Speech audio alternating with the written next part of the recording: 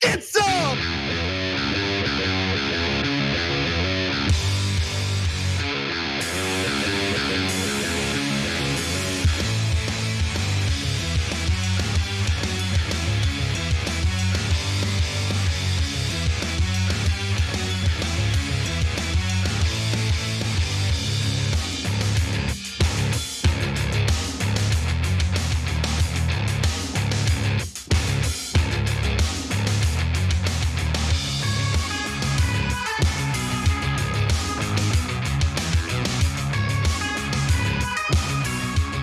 Welcome to TYT, I'm your host, Anna Kasparian, and we have a massive and fantastic show ahead for you today. I'm super excited for an interview we're gonna have later in the first hour. My good friend, Ben Burgess, will be joining to talk about a strike currently taking place at Rutgers University. He is an adjunct professor there, and so he has a lot to share with us about why the workers there are striking and why it's important to show some solidarity with them. So that'll be later in the first hour. We're gonna talk about the price of financing a car and how much of an economic burden that has become for ordinary Americans. That's also later in the first hour of the show. And in the second hour, oh my God, there's a lot to get to, including the latest revelations from Gabriel Sherman in regard to Rupert Murdoch and how he is panicking over potentially losing this defamation lawsuit that has been filed against Fox News by Dominion Voting Systems. There's also some hot goss in regard to how he treats his wives and people that he wants to divorce. We'll get to all of that second hour of the show with John Iadarola, of course. But as always, if you're watching us live, you can always help support the show by liking and sharing the stream. You can also become a member by going to tyt.com/join. With that said, let's get to the first story, which involves a little bit of egg on my face.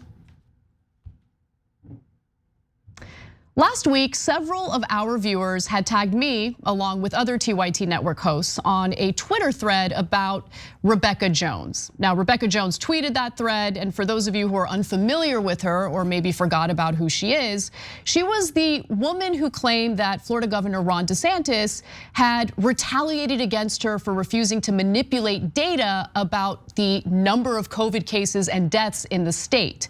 We reported on that story at the time, and we have some major corrections to make. But before I get to that, I want to talk about her Twitter thread from last week, and also, more importantly, address why I refused to talk about her claims on the show. Last week, Jones tweeted this: "My family is not safe. My son has been taken on the governor's orders, and I've had to send my husband and daughter out of state for their safety. This is the reality of living in DeSantis's Florida. There is no freedom here, only retaliatory rule by a fascist who wishes to be king." In a subsequent tweet, she writes, "A week after we filed our lawsuit against the state, a kid claiming to be the cousin of one of my son's classmates joined their Snapchat group. They recorded their conversations and anonymously reported my son to police for sharing a popular internet meme." Wow. I mean, that sounds pretty serious. What was the popular internet meme? Well, Jones shared it in her next tweet. It's a man sleeping in a chair in a messy room with text reading, "Cops in their car waiting for the school shooter to kill himself so they can go in."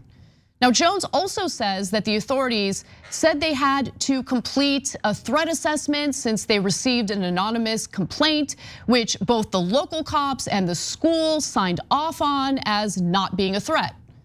Finally, Jones says that the state had essentially kidnapped her son and that Ron DeSantis was engaging in political retaliation once again. She tweeted that an officer told me the state issued a warrant for my son's arrest for digital threats of terrorism. I asked on whose orders. The officer said it was the state. They aren't letting him come home tonight. They kidnapped my son. These are obviously serious claims, and even though we had covered stories involving Jones on TYT that casted her in a positive light, I had recently come across some information that made me pause on taking her claims at face value. And I'm really happy that I did. Jones, unfortunately, has a pretty tumultuous history, especially on domestic matters. In July of 2019, prior to the pandemic, Jones had been charged with stalking a former boyfriend who happened to be a student of hers at Florida State University. WUFT, which is an NPR PBS affiliate in Florida, reported at the time that police said she published a 68-page document online discussing private details of her relationship with her former boyfriend, including explicit texts and nude photographs, and shared the link with him. The two had sex in a classroom in 2017 when Jones was his married professor at Florida State University, the man told police. She was fired from the university after threatening to give a failing grade to his roommate as revenge, he said. Jones said the two had a 6-month affair until October of 2017, and the man is the father of her daughter, born in July of 2018. Now, according to police, Jones wrote in emails to the man, quote, "You're going to be famous. We're going to destroy each other. This is never going to end."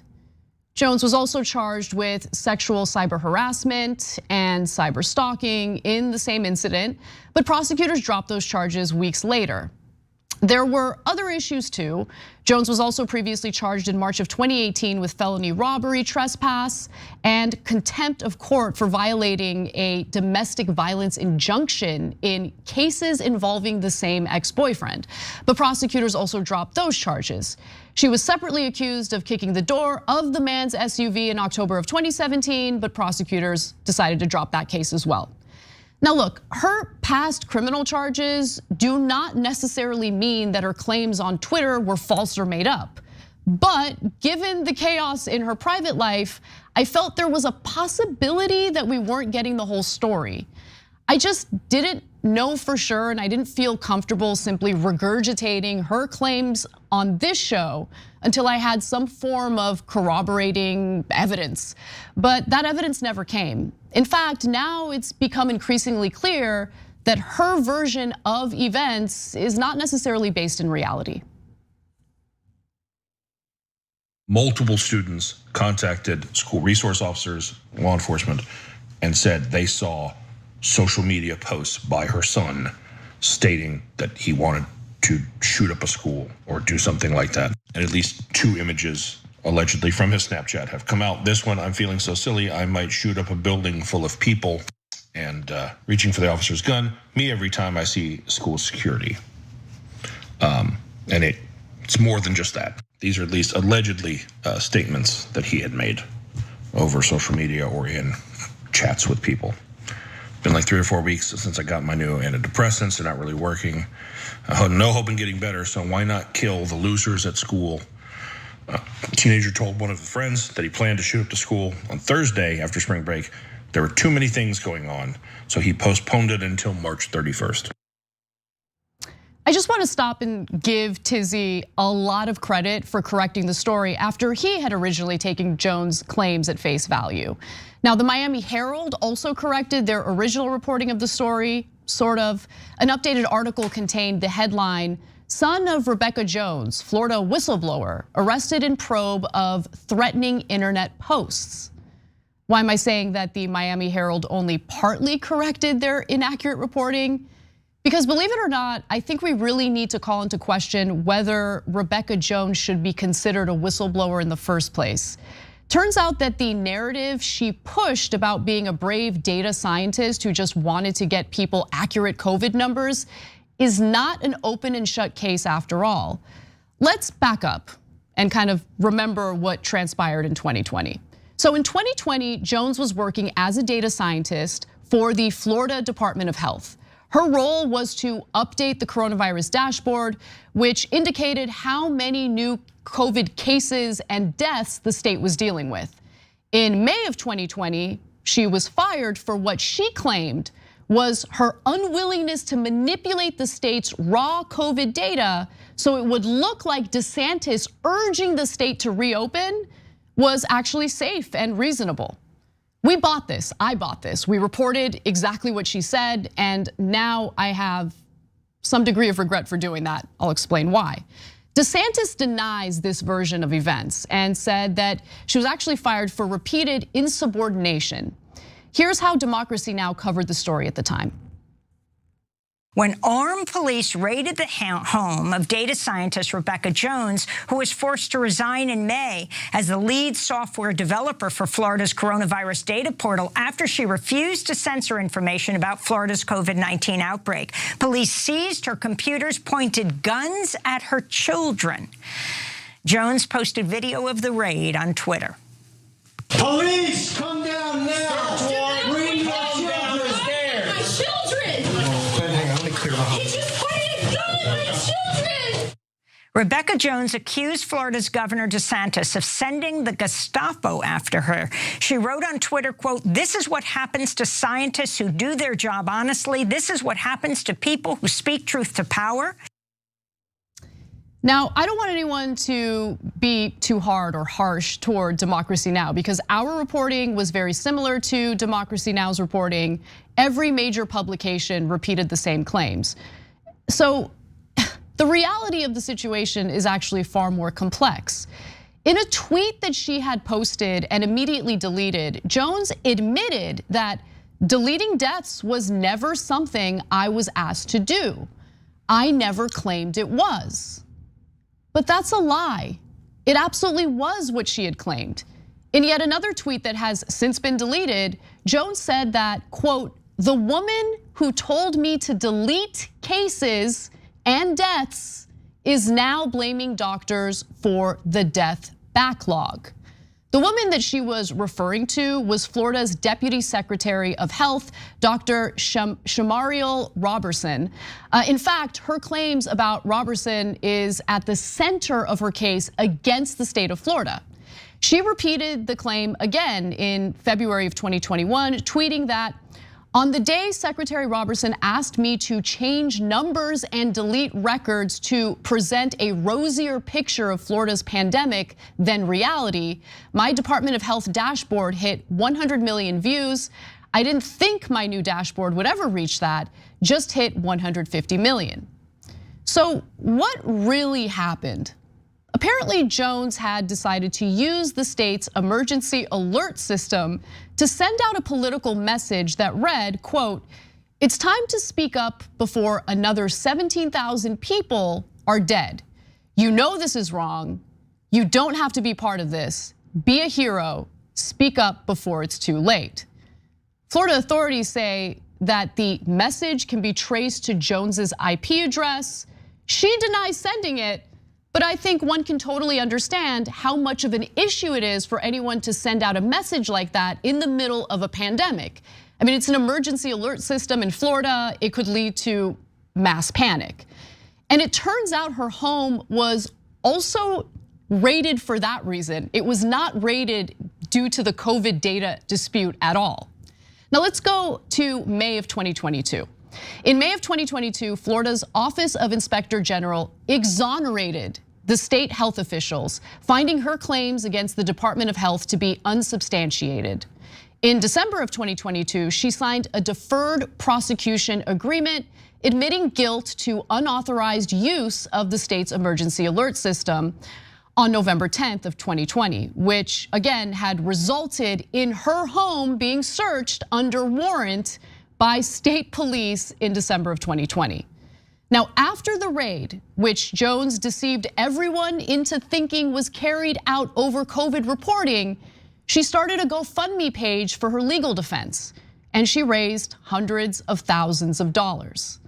Finally, right before Jones was fired in May of 2020, there was an internal complaint by her supervisor because she was publishing data from the dashboard and talking to the press without permission.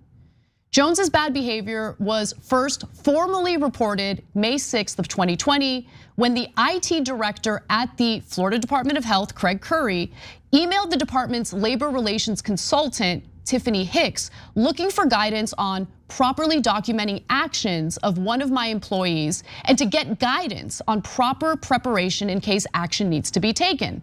Oh, well, what's the insubordination? What did she do? Is it the accurate COVID reporting? No, actually not. Among the actions that Curry sought to document were that the employee, Rebecca Jones, had written posts on websites and social media regarding data and web product owned by the department that she works on without permission of management or communications, that she had released infographics that should have been identical to data published by her communication department, but were not. And most seriously, that she had possibly exposed personal or personnel data in the process.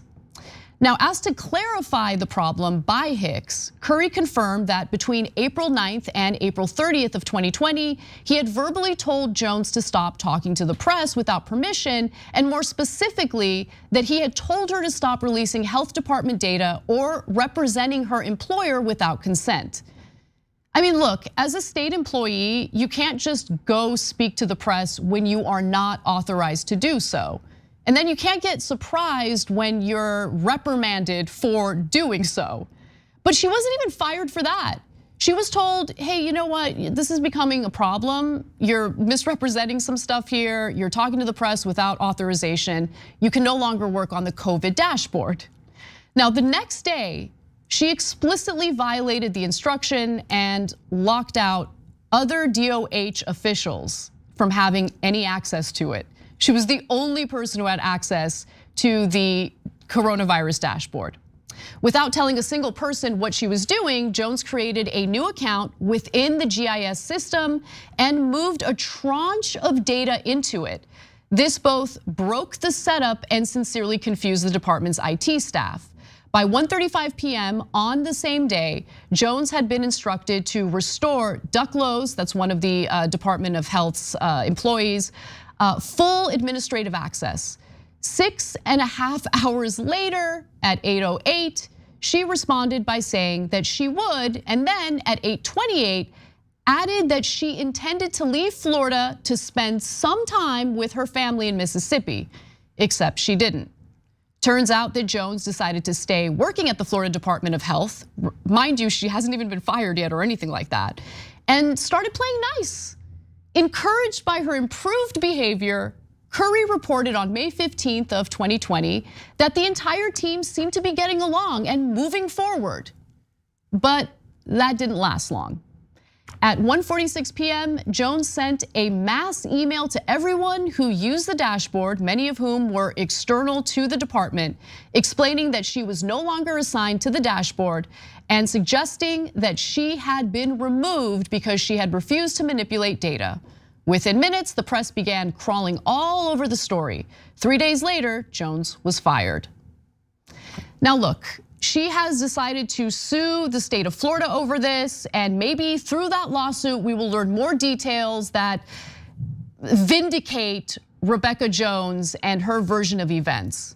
But considering the documentation of her conduct within the Florida Department of Health, it's very detailed, we just shared it with you.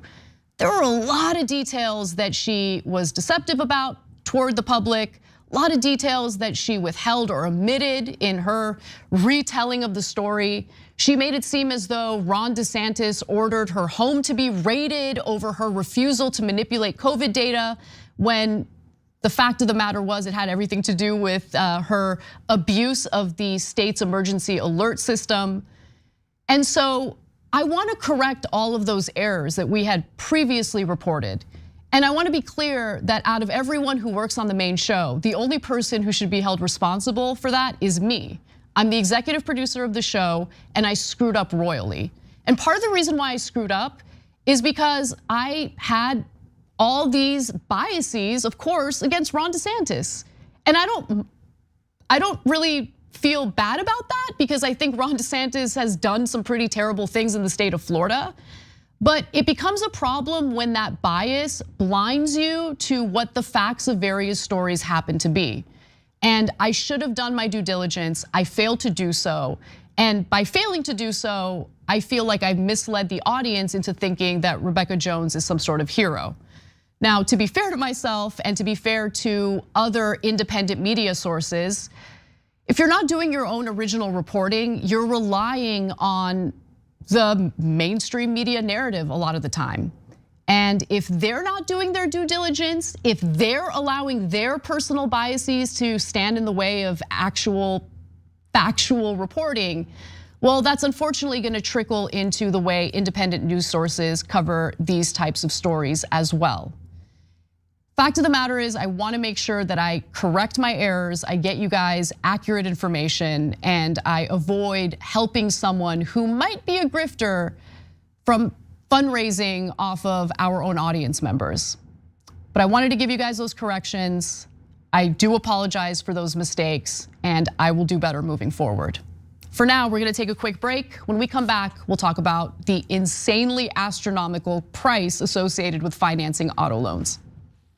Ice cream.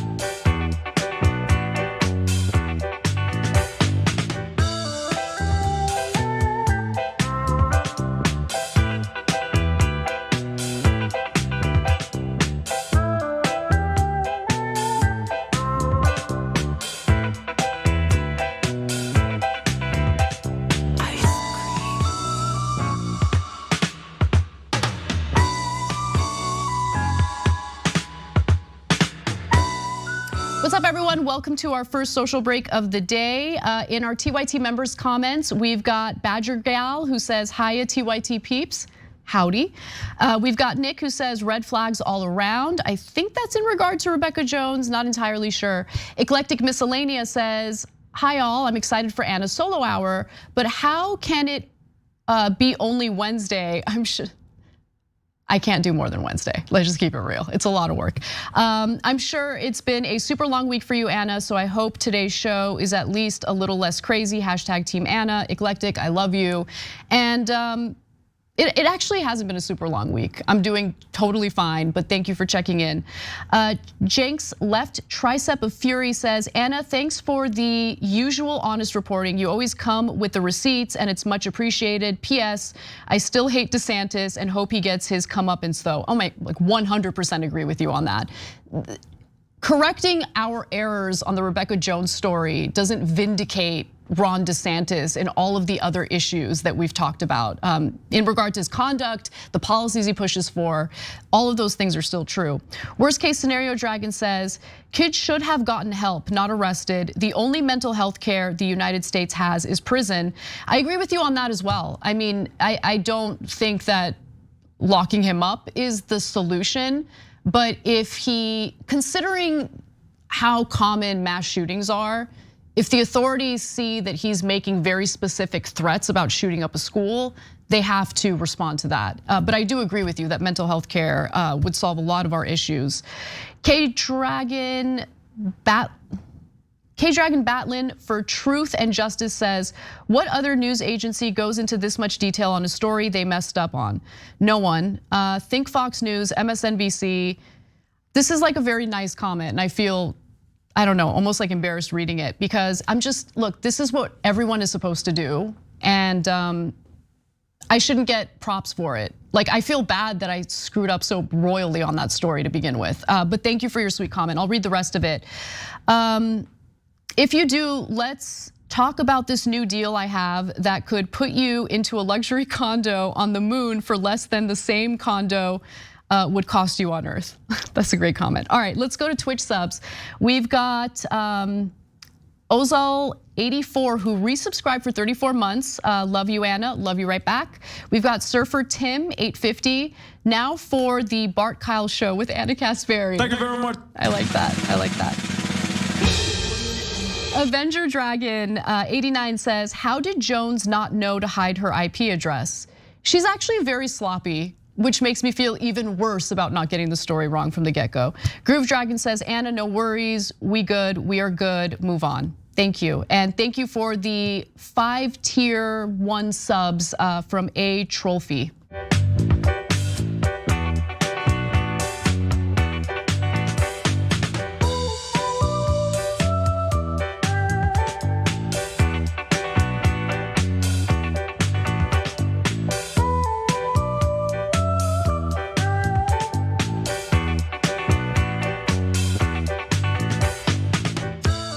welcome back to the show. Wow, my hair's really messy right now. We've got a lot more news to get to. The next story is something that I've been wanting to talk about on the show for a while now. And I think we're starting to see the impact of just how expensive it is to finance a car. And a lot of people need a car to get to and from work. So let's talk about it. The Federal Reserve is continuing to put their foot on the gas pedal when it comes to raising interest rates. And that means more Americans are dealing with the financial headaches associated with the high cost of borrowing. Look, that's terrible enough for those who need to finance basic necessities like housing, food, or transportation.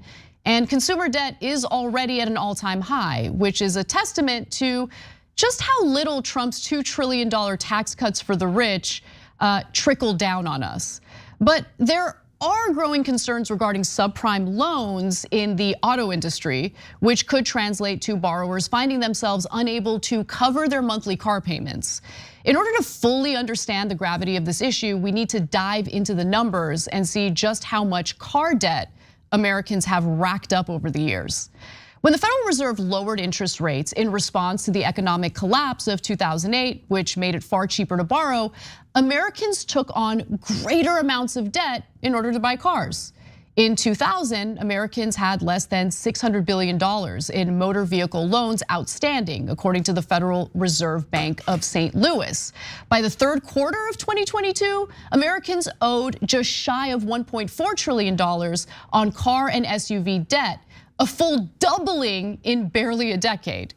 Soon Americans started taking out pricier car loans that could be paid off in a longer period of time, which is not a good thing. For example, according to Edmunds, in 2010, the average auto loan was around $26,000. But that figure jumped to $32,000 by 2019. And while it was far more common to finance cars with 5-year terms back in the day, Americans started signing up for 6-year terms even before the pandemic. Some loans today have terms as long as 9 years, believe it or not. And I know what you're all thinking. Obviously, Americans started borrowing more for their cars due to inflationary pressures. The price of vehicles likely rose over the years, right? But believe it or not, that wasn't the case until the pandemic squeezed the supply of available vehicles.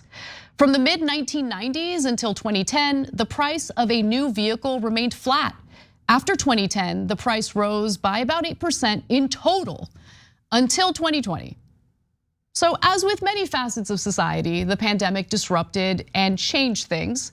The shortage of car parts and semiconductors severely limited the supply of cars, and the Fed's ongoing fiscal policy of low interest rates, meaning cheap money, drove car prices way up. The price of new cars rose 20% between 2020 and November of 2022, the sharpest increase on record. The average price is now pushing $50,000. The price of used cars rose by an even steeper 56% through early mid-2022, another record. Things started to change, but not necessarily for the better. Since the beginning of 2022, the central bank reversed course on easy money and began raising interest rates to tamp down on inflation. That means that the cost of borrowing for a car has gone up significantly. The average auto loan interest rate was 5.66% in March of 2022. But by March of this year, the average cost of borrowing rose to nearly 9%. At this data, which we received from Edmunds. We asked them to crunch the numbers in terms of how many people, what they're buying, what they're financing. Now, here's the average in the third quarter. Financing a little over 41 grand, average rate just under 6%. And the average new car monthly payment on a loan was $703. Well, look what's happened in the last year and a half. The percentage of new vehicle buyers who are financing their auto loan with a payment of at least $1,000 a month, it's gone from 6% all the way up to 14% in September, 14.3% to be exact. But for some, a $700 monthly car payment is actually a bargain. Get a load of what the owner of Scott Adams Toyota, which is located just outside of Kansas City, says about what he's personally experiencing at his own dealership. What we've noticed, especially here in the last 45 days with the Federal Reserve raising rates, that at least 50% of our customers are having payments over $1,000 a month. When you include sales tax and sometimes property tax, it's even more than that. So it's at least 50% of the cars and trucks that we are selling. And these astronomical car payments are causing some pretty serious issues. We're already starting to see the impact of these unaffordable loans. According to CNBC's reporting, while borrowers who are behind on their payments by more than 60 days represent a tiny portion of all outstanding auto loans at 1.84%, their ranks are growing, according to a recent report from Cox Automotive. The share was 26.7% higher in December than the year earlier, and is largely concentrated among borrowers with low credit scores. And look, this is what I'm worried about. This might just be the tip of the iceberg, because some percentage of these outstanding loans are subprime and have rates that adjust along with the Federal Reserve's benchmark interest rate. 8 years ago, the New York Times reported on how banks and private equity firms fueled a boom in subprime auto loans to the most vulnerable car buyers. They wrote at the time that the New York Times had examined more than 100 bankruptcy court cases, dozens of civil lawsuits against lenders, and hundreds of loan documents, and found that subprime auto loans can come with interest rates that can exceed 23%. And they profiled some people like Rodney Durham. Rodney Durham stopped working in 1991, declared bankruptcy, and lives on Social Security. Nonetheless, Wells Fargo lent him $15,197 to buy a used Mitsubishi sedan. Durham's application said that he made $35,000 as a technician at Lourdes Hospital in New York, according to a copy of the loan document. But he says he told the dealer he hadn't worked at the hospital for more than 3 decades. Now, after months of Wells Fargo pressing him over missed payments, the bank has repossessed his car. Durham is one of millions of Americans with, unfortunately, bad credit.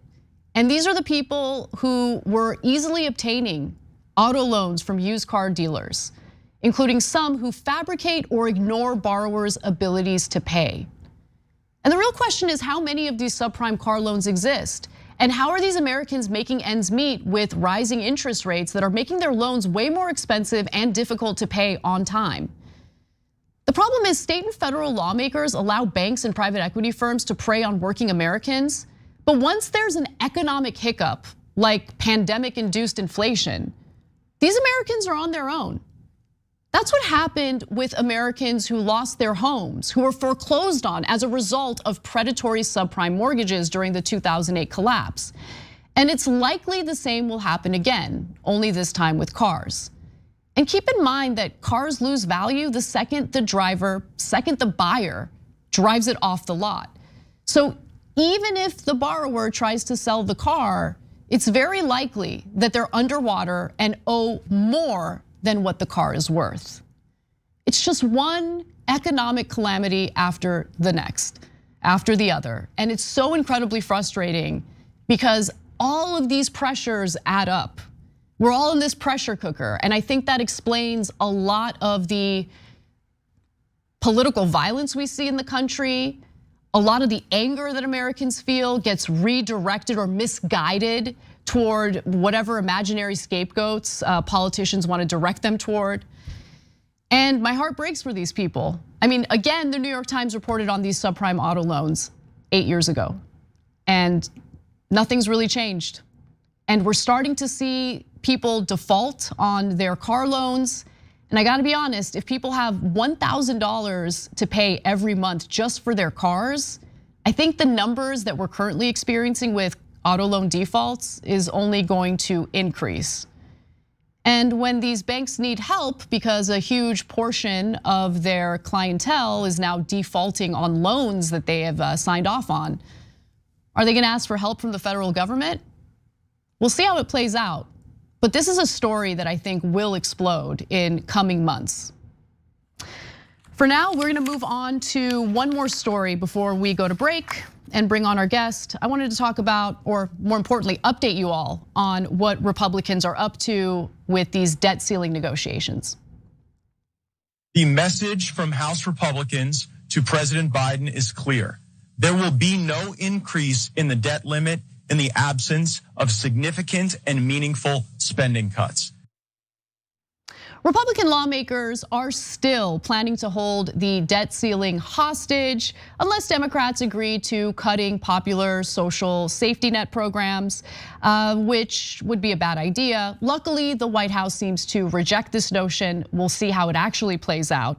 But just to back up for a second, we all know this, right? Lawmakers absolutely need to raise the debt ceiling, and they need to do so as early as June or risk federal default. Federal default could basically just be a giant economic disaster. It would be an economic disaster of epic proportions, and it could even tank the global economy.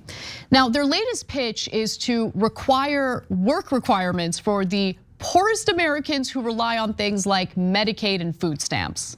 So the House Budget Committee, according to the Washington Post, last week specifically called attention to what it described as a culture of government dependency, citing an uptick in spending in Medicaid and other federal programs, including food stamps, unemployment insurance, disability benefits, and tax credits for low-income parents with children. Gee, I wonder what that could be about. I mean, did Americans really get a lot of assistance during the coronavirus pandemic? Isn't it weird that there's an increase in the number of Americans who might need a little bit of help, might need to tap into our social safety net to make ends meet? I mean, have wages kept up with inflation? You hear Republicans talk about inflation all day, every day. Oh, it's all Biden's fault, inflation, inflation, inflation. So it's so weird to me that on one hand, they talk about how the cost of living has gone up rapidly. Wages have certainly not kept up with inflation. And then they turn around and say, government dependency, we gotta cut spending, everybody. Matt Gaetz is one of those Republicans. He was quoted as saying, I don't think hardworking Americans should be paying for all the social services for people who could make a broader contribution and instead are couch potatoes. You see, that is what the so-called populist Republicans really think about ordinary Americans. They're just couch potatoes.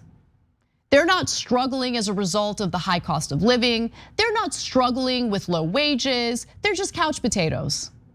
But Matt Gaetz isn't the only Republican who said that.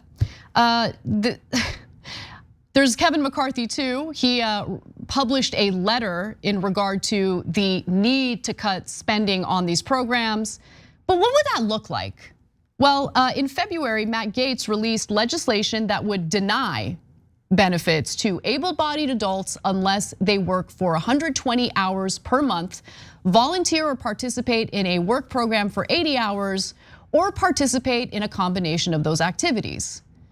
What's really interesting is these Republicans tend to avoid looking at any data that proves that most Americans who need to tap into social safety net programs are in fact working. It's just that their employers don't pay them enough. And so the federal government has to subsidize their employer by providing these benefits. So if I were Matt Gaetz, first place I would look is how much Walmart pays its employees, how much these major corporations pay their employees. And if you have employees that are working full-time jobs, but still are not making enough to make ends meet, maybe you do something to, I don't know, raise the federal minimum wage, for example. Let's get to McCarthy's letter, by the way. He also chimed in. And he said, he called on the president to negotiate and spelled out his party's latest demands. That included steep spending cuts and new policies, strengthening work requirements for those without dependents, a reference to children, citing that the fact that Biden supported the welfare to work approach adopted under Clinton in the 1990s. So that is true. Biden supported a lot of really terrible policies.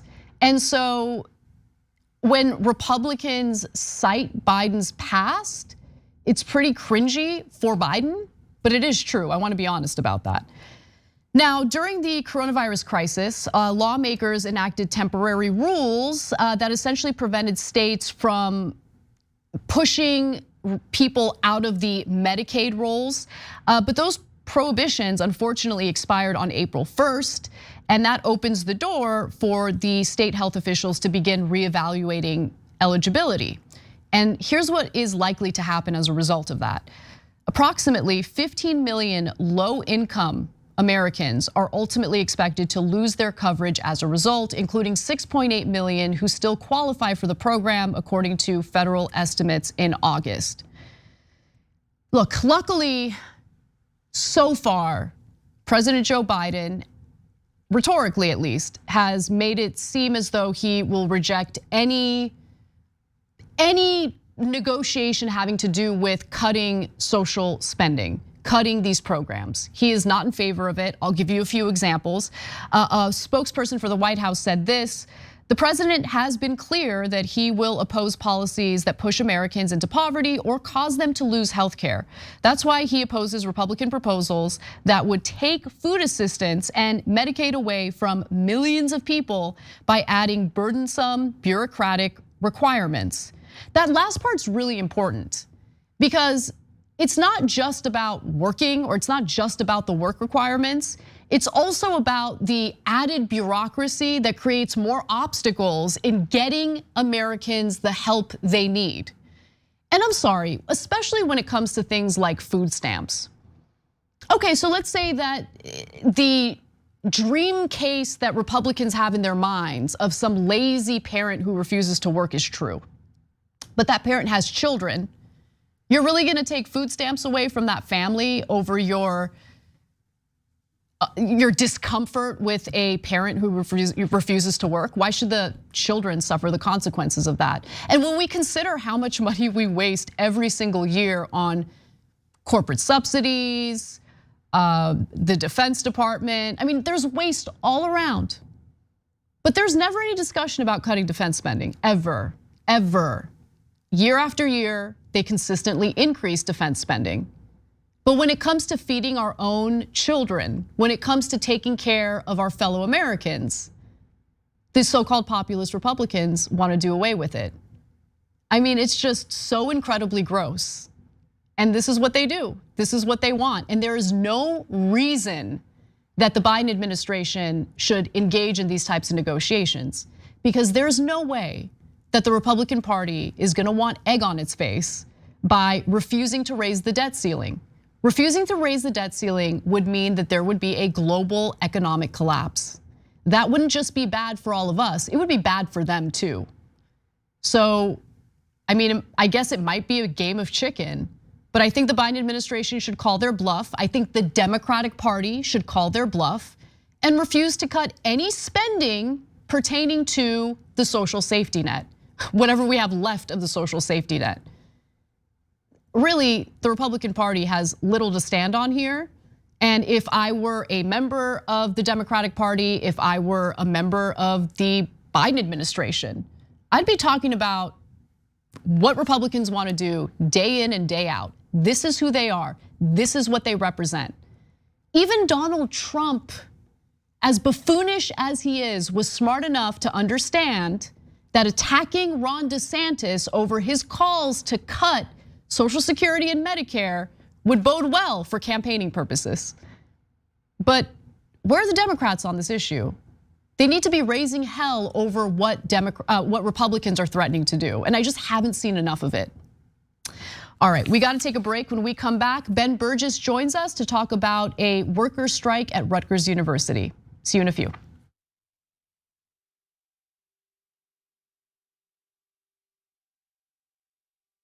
You're about to watch some behind the scenes footage of the Young Turks. Ooh. Now, these are partial videos. If you want to get all of them, you become a member, go to tyt.com/join, and you'll get all the behind the scenes of me, Anna, John, JR, a little bit reality show like. tyt.com/join and enjoy this. You know what you're seeing behind me? Jersey. Hold. Watch me flip this camera. However I flip it. Do I flip it like this? No, I just took a picture. I'm bitsing right now. What? Behind the scenes. Oh, okay. For members? I don't have my face on. She doesn't have her face on, folks. Oh, that's JR's ass right there. You can't take 5 minutes off, can you? No, I can't, Johnny Pie. I said it was live stream, but I was lying. It's not a live stream. It's just for members. Bitsy, this is my cat. You know what his name is? Kiki Cat. Animals are innocent. Control room and the insanity is obviously there. Right now, as you can see, I'm directing or tech directing. I'm so happy to be here. This is what like a Labor Day beard looks like for Jank. Man, you're a Young Turks viewer if you recognize me like this. Oh, thank you. You are the one person in my life I would love to meet. What's going on, guys? This is a Bitsy or a BTS or behind the scenes with Hassan Piker, aka Woke Bay. Oh, hi, I didn't see you there. I have finished my show, The Damage Report, and now I get into a really awkward time of the day. When I'm sitting, the control room is right there. So I can see Bart. This is the Pittsburgh office, by the way. Referred to often as the boiler room. You see how it's ripped? Is it super unprofessional to wear that at a business meeting? Or am I like cool, rebel? I just finished doing the power panel and I'm fired up. What do you do for TYT? Not a whole lot. If you're frantically tweeting at us that something's broken, thank you, because I'm fixing it. And thank you for being a TYT member. Super last thing, because there's always got to be a super last thing. Oh, that was disastrous. This has been behind the scenes, behind the scenes. Welcome to Indisputable.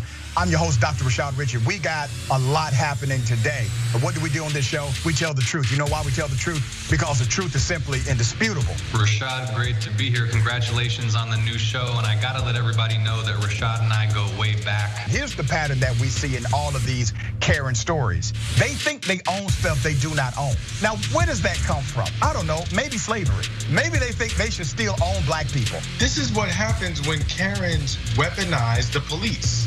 When you're used to privilege, equality seems like oppression. It hits you in a certain way when someone is holding you against your will, treating you like you're a criminal and you're an innocent person. This is something that black people face no matter where they are. A stronger black economy lends itself to a stronger, greater economy. Don't think it's exclusive of you, it's inclusive of you. What's your beef with critical race theory? It adds more fuel to the fire of the racist tendencies that we already have. We have a generation of problem solvers that can remedy the problem if they are properly taught what the problem is. You know who created redlining in this country?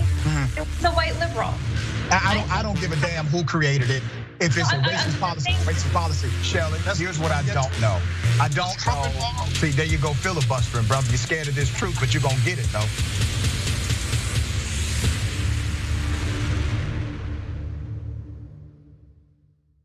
We've been around for about 20 years and we have about 20 billion views. Am I proud of that? Hell yeah, I am. We put out 20 billion messages in a bottle. Have we helped to move now 2 generations, millennials and Gen Z, to become progressive?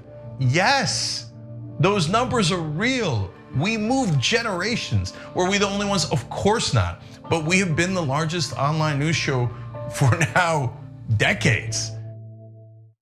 Ice cream.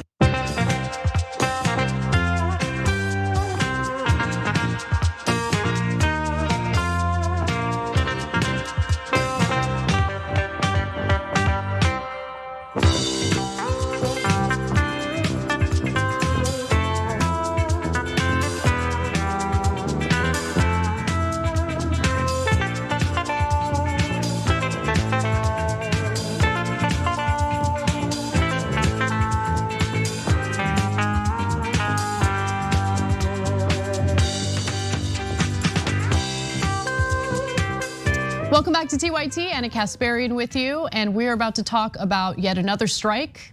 Let's do it. 94% of members who voted across both full and part-time faculty unions voted yes to authorize a strike. You made it clear, we are strike ready. Because we're fighting for a better Rutgers for our students, our communities, and ourselves as workers. We are strike ready because of the organizing work of hundreds of you, our members. We made calls, we sent texts, we knocked on doors. We've taken it to the streets to say that we are Rutgers because it's time for a fair contract now. Academic workers at Rutgers University are on strike to fight for better wages and better benefits. Here to talk to us about the strike is my good friend Ben Burgess, who is also the host of Give Them an Argument and the author of Give Them an Argument, Logic for the Left. Ben, it's so good to have you on the show. I think this is the first time I've had you on TYT. I think so. I was trying to remember. There was like a no filter thing back in like 2019 or something. Yeah, I do remember that. You're right about that. Well, Ben is someone who has, well, he's part of the strike, which is why he's on here to talk about the strike itself. So Ben, I loved your piece in Jacobin because it touched on so many different arguments that I think people need to be cognizant of, in particular, how oftentimes people think of professionals as something separate from workers. But when it comes to academic workers at Rutgers, while they might be professionals, they're still workers and they're still dealing with a lot of the stuff that workers in other fields complain about: low pay, terrible benefits. And I think that the higher education system is such a good example of the, as you mentioned, what do you say, Uberization of education? Yeah, exactly. So talk about that a little bit. Yeah, I mean, I think that oftentimes when people think about professionals, what we really mean is people who like need advanced degrees to have a job, or there's some kind of like social prestige associated with the job. But the problem is that you can't really eat social prestige or use it to pay the bill, the copay, if you need to go see a doctor. And oftentimes, especially as higher education gets Uberized, in other words, when an increasingly large section of the workforce that's actually teaching undergraduate classes increasingly resemble the labor conditions not of traditional cab drivers with benefits and pensions, but Uber drivers who have to worry about getting kicked off of the app at any time. Increasingly, people who are acculturated to think of themselves this way, that they, oh, I'm not like a worker, I'm a professional, I'm somebody who's like navigating the world in this different way. Actually, no, what they really need is the same kind of collective struggle for a better deal that everybody does, that Uber drivers themselves do, that the people who might like make coffee. That if you're going to walk into class at Rutgers at the New Brunswick campus, you're taking a class at that College Avenue campus, and you stop at Starbucks. Well, the people who are making your coffee at Starbucks, they need to stand up for a better deal at the workplace, and the people who are teaching the classes do too. And I think that a lot of people just hear, well, somebody's a professor, and what they think of is like a tenure track professor who has a high salary and is going to retire from that. And oftentimes that's really disconnected from the reality of what the working conditions are like for a lot of these people. Absolutely. I mean, I think that the tenured professor position is becoming rarer. It's becoming more a thing of the past. Of course, there's better pay, better benefits, more academic freedom when you're tenured. And instead of hiring tenured professors, universities are relying more and more on adjunct professors, which I believe is your title at Rutgers. So can you talk a little bit about what it's like what are the differences in pay? What are the differences in terms of workplace protections when it comes to a tenured professor versus a lecturer or an adjunct professor? Yeah, so adjunct professors or like part-time lecturers is the job title, which is what I've been on and off since 2016 at Rutgers. Don't have any meaningful job security at all. That you could have taught there for 20 years, and it's still a question on a semester by semester basis whether you're going to continue to have a job there, which, as you say, whatever official assurances there are, makes academic freedom a bit of a joke because, of course, you could always say, hey, you're not being fired because of something you said. We just don't need as many people this semester. We're good. And one of the things that I really want to emphasize here is that one of the key demands in the strike is equal pay for equal work. So right now, I still teach a couple of classes for Rutgers. And it's still a significant portion of my income. People think that like podcasting and freelance writing make a lot of money, that I have sad news for them, but it used to be for years when I was living in New Jersey and I was part of the elected board that ran the union.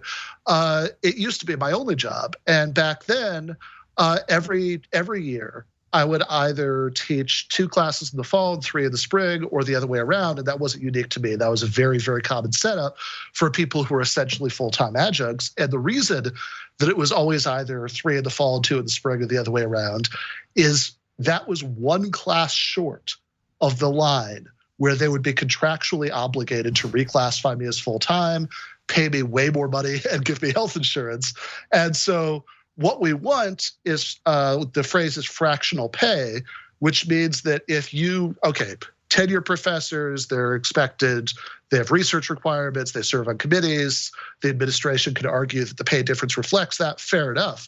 But if you are a full-time NTT, non-tenure track professor, whatever you're getting paid, if an adjunct is doing 5/6 of the workload, and it's exactly the same job, they should be getting 5/6 of the pay.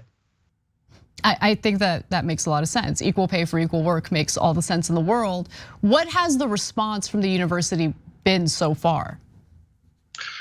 Yeah, so far they have totally rejected that idea of equal pay for equal work, which of course they do because their business model right now relies on rejecting that. And by the way, we could have a whole conversation about the amount of money that Rutgers administrators regularly pay themselves in bonuses because they thought they did such a good job. And please get into that, but after you finish this thought. Yeah, the previous year, but they have they want this more precarious workforce. They don't want to have to pay a lot for this.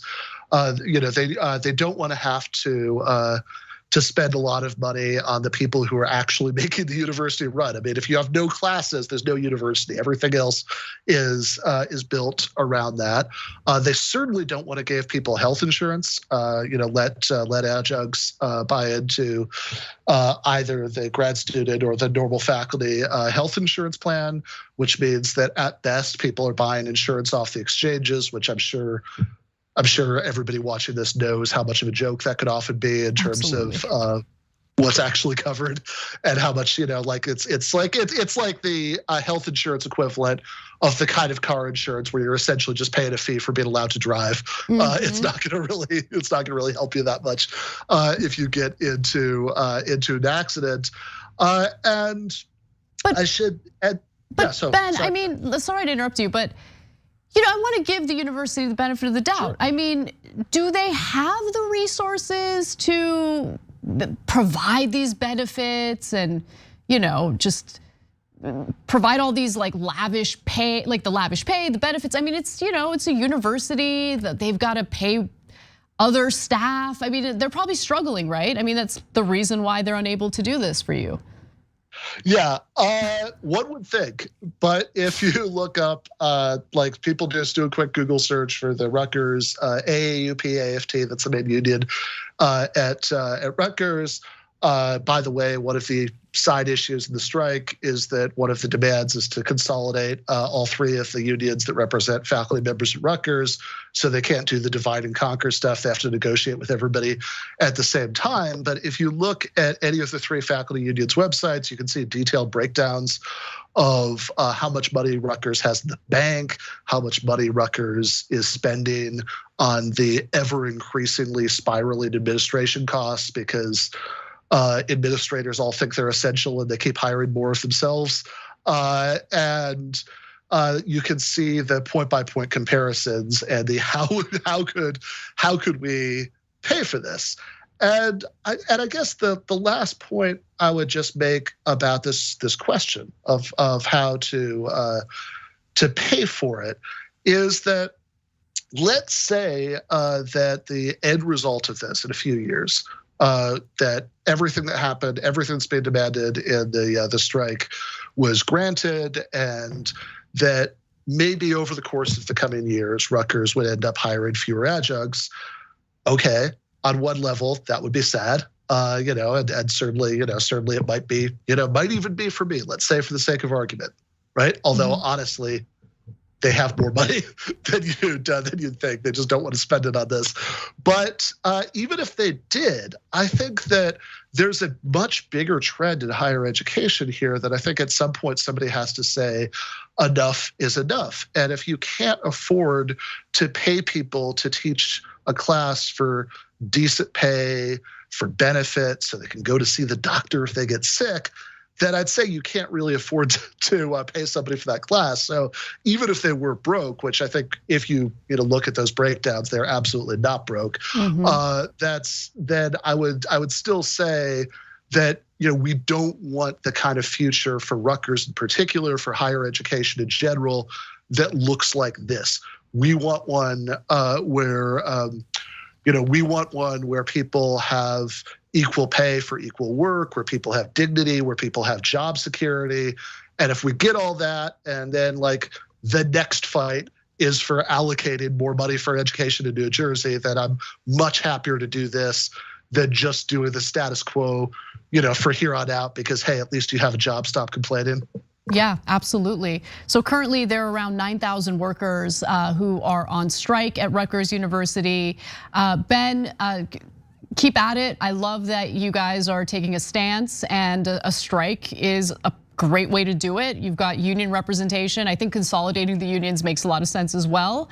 And you always look out for labor. If you guys are not familiar with Ben's show, definitely check him out. Give Them an Argument is the name of his show.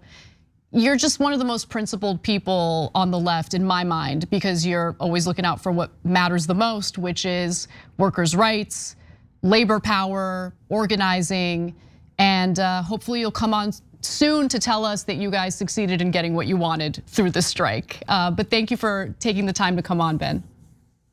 Absolutely. Thank you so much for having me, Anna. I cannot tell you how much I always enjoy talking to you. Thank you, Ben. All right, have a good night. And everyone else, we're gonna take a quick break. When we come back, John Idarola will be joining us for the second hour, which is chock full of pretty crazy stories, including new reporting about Rupert Murdoch and how he's panicking about that Dominion lawsuit behind the scenes. That and more coming up.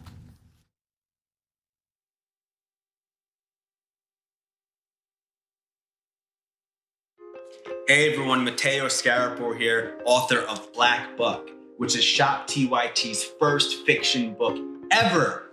I'm honored. So, Black Buck is about a young man named Darren who's living in Bed-Stuy, Brooklyn. He lives with his mom, he has his girlfriend, he has his best friend, he has his neighborhood, and his neighborhood has him. Darren's also working at a Starbucks in Midtown Manhattan. And one day, this man, real suave and good looking, comes in and asks Darren to give him his regular. But for some reason, Darren says no. This man named Rhett Daniels, who's the CEO of a startup called Someone, located on the 36th floor of the same building, is impressed. And he invites Darren upstairs, and then he extends an offer to join his elite sales team. Darren reluctantly joins, and he soon realizes that he's not the only black salesperson there. He's the only black person in the entire company. So he goes through hell and back in order to make it to the top. And once there, he has status, money, power, but he says, you know what? I don't like being the token black guy. So he hatches a plan to help other people of color infiltrate America's tech startup sales teams, redefining what it means to be a minority in the workplace. This book definitely, if you couldn't tell, touches on many things that are relevant to this moment that we're all living in right now, but it's also connected to the many moments in history that have come before today. I hope that you read it, I hope that you enjoy it, and if you want to order a copy, go to shoptyt.com. Thank you, be well, and happy 2021.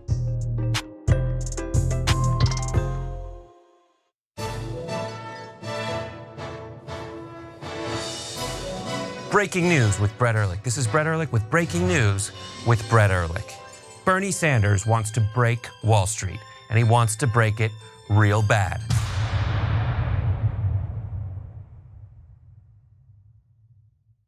What's happening? I'm Rashad Richey, host of Indisputable with Dr. Rashad Richey right here on TYT. Let me tell you what we do on Indisputable. We go beyond the headline. We make sure that you know the full context of the story. And we also highlight issues that are important to the everyday person. We're talking about criminal justice reform. We're talking about the climate. We're talking about what's happening right in your local community. We also highlight very important issues that are affecting all of us, like the economy, jobs, and we engage in transparent debates with people who may not think like me. We're living in a current social atmosphere where opinions are represented as facts and lies are represented as truth. Make sure you tune in to Indisputable with Dr. Rashad Richey, Monday through Friday, 2:30 p.m. Eastern Time, 11:30 a.m. Pacific Time. I don't care if you're Christian. In fact, I will fight for you to have your religious liberty and practice your Christianity. I believe in that. I don't believe in Christianity, which means that you do not get to dictate the way I live my life based on your religion. I don't care what the Bible says. You have every right in the world. All those women who identify with your religion have every right in the world to not get an abortion, to not take birth control, but they do not have the right to dictate my life and what I decide to do with my body. I don't care about your goddamn religion. I'm so tired of having nonstop conversations about what the Bible says. You live your life in the way that you interpret the Bible. Again, I don't care, but you don't get to take the Bible and tell me, well, the Bible says this in this chapter, in this verse. I don't care. I don't care, I don't believe in it, and I have the right, based on our Constitution, to not believe in it. People are eating pie right now all around us. I want some pie, okay? That is enough with this segment, John.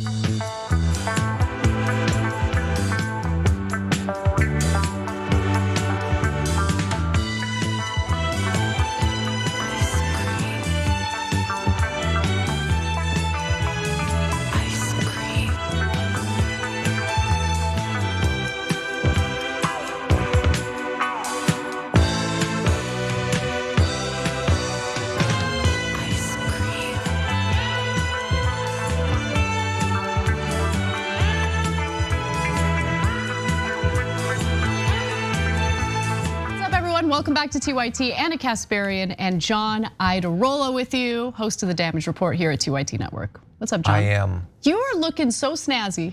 Thank you. I love it. I'm trying. By the way, like if I ever make you uncomfortable by commenting on how good you look, I'll stop. Just let me know. If I were to point it out every time it happens, we wouldn't get through any stories.